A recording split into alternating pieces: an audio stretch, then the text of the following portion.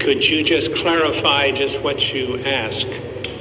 Who has Jesus right? And if you could interact on that, I would appreciate it. Oh, okay, sure. So this is part 2 of last night's debate.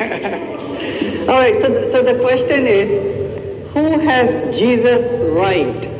The Bible believers or the Quran believers? All right.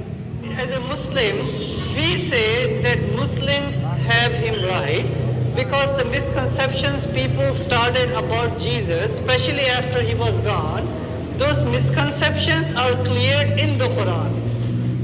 Examples. We say that Jesus was a prophet of God. Quran says that in chapter number 5, verse number 75, that Jesus was no more than a messenger. Many messengers passed away before him. Him and his mother, they both used to eat. So what God is saying over here is, anyone who is eating dependent on food and water, that person cannot be God. So Jesus is mentioned in the Quran as being a prophet, a messenger of God. So we have him right because Jesus said about himself also in the Bible.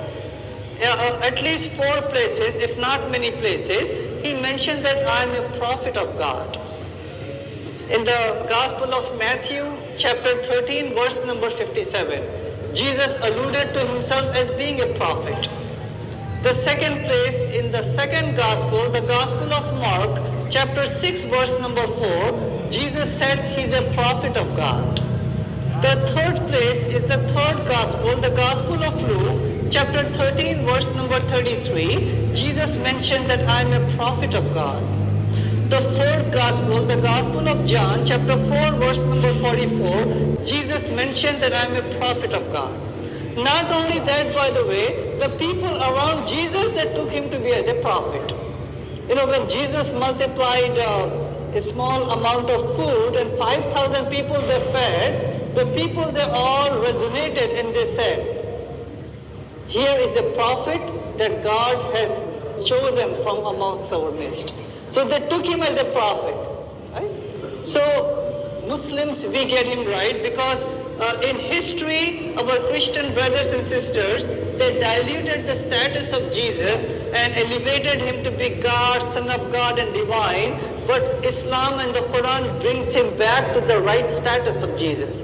The second place that we say that we get him right is because Jesus, he used to fast. The way Muslims are fasting, Jesus fasted exactly that way. It says in chapter number 4, verse number 2 of the Gospel of Matthew, Jesus used to fast. When he was fasting, he was not just giving up just one food, by the way, right? Fish or sneaker candy or something. It was a total absentee fasting from any food, any drink. When we Muslims fast from dawn to sunset, that's how we fast. We get him right because Muslim males, we are circumcised, and Jesus was circumcised on the 8th day. Not our Christian friends, not anyone else. Muslims are the ones following Jesus, we circumcise. When Jesus used to meet with his disciples, he used to greet with Assalamu alaikum, peace be upon you. When we Muslims, when we meet, we say Assalamu alaikum. John chapter 20, verse number 19 says that we Muslims, we greet that way. We Muslims, when we pray the way that Jesus used to pray, by facing certain direction, bowing down, and then prostrating.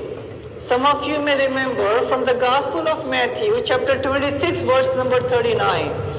When the Jewish people were coming after Jesus, he went to a place called the Garden of Gethsemane.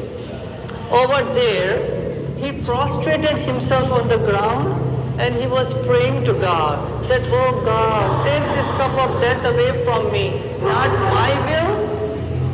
my will, but your will. So we say that we are the ones following Jesus and we have him right because we are praying the way that Jesus used to pray.